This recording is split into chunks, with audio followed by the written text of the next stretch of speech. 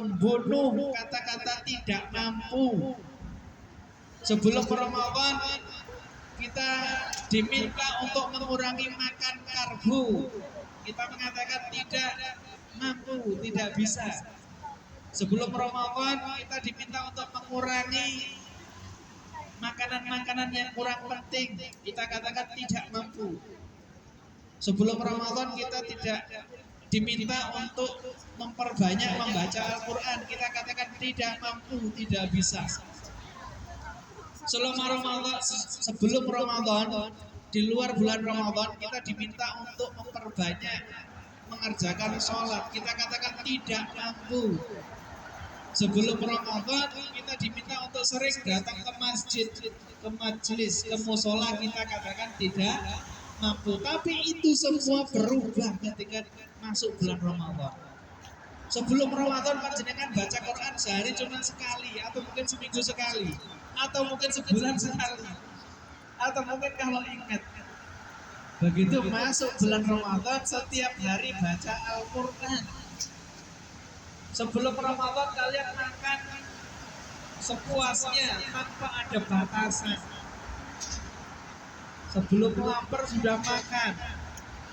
Begitu masuk bulan Ramadan, keinginan untuk makan tanpa batas itu dikurangi. Kita menjadi mampu mengurangi makanan selama bulan Ramadan.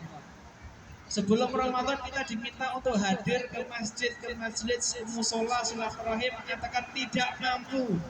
Tetapi begitu masuk Ramadan, kita begitu mudahnya hadir di masjid, di majelis, di musola. Kenapa? Karena Ramadan itu adalah bulan yang menghancurkan kata-kata saya tidak mampu. Perbuatan baik yang kita katakan tidak mampu kita lakukan sebelum Ramadan menjadi mampu dilakukan di bulan Ramadan. Kenapa? Karena Ramadan ini bulan penuh berkah, ibu-ibu, bapak. Kita mungkin di Hong Kong ini ya, di Hong Kong ini tidak merasakan keberkahan bulan Ramadan yang bisa kita rasakan di Indonesia. Nah mungkin kaum muslimin, orang-orang Islam di Hong Kong ini menjadi orang-orang yang minoritas, yang kebetulan mungkin pemerintahnya bukan pemerintah Islam ya, tidak seperti di Indonesia, sehingga kita tidak begitu merasakan semaraknya bulan Ramadan. Tapi begitu panjenengan kita semuanya kembali ke Indonesia, kita akan merasakan semarak dan keberkahan bulan Ramadan. Maka bulan Ramadan yang penuh berkah ini sekali lagi adalah bulan yang menghancurkan kata-kata saya tidak mampu.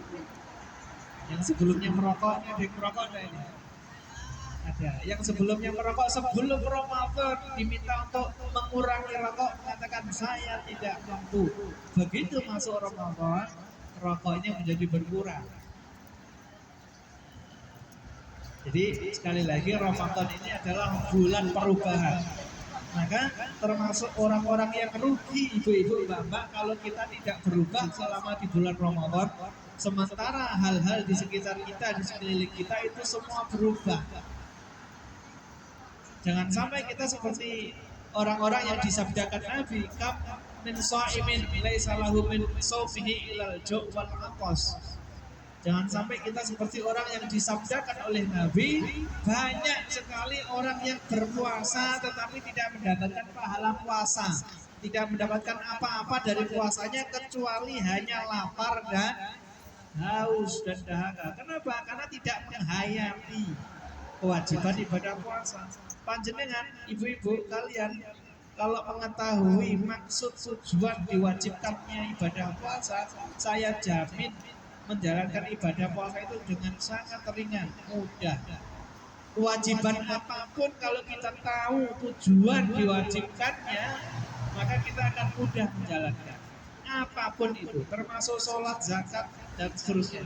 Kalau kita tahu apa tujuan dibalik Allah mewajibkan kewajiban-kewajiban itu, maka akan sangat mudah kita menjalankan kewajiban itu. Kita itu males, kita itu berat menjalankan ibadah-ibadah karena kita tidak tahu kenapa kita diwajibkan. Jenengan diperintah oleh majikan ke Makau, tidak tahu tujuannya apa. pasti dalam hati itu apa bahasa Jawanya itu gerundel. Bahasa Indonesianya apa? Menggerutu. Berbeda jika kalian diminta oleh majikan, diperintah oleh majikan, Anda ke Hong Kong, ke Macau, tujuannya adalah untuk ABC. Pasti itu lebih mudah karena kita tahu tujuan pergi ke sana. Sama halnya perintah yang diwajibkan oleh Allah itu akan sangat mudah jika kita mengetahui tujuannya, termasuk ibadah puasa.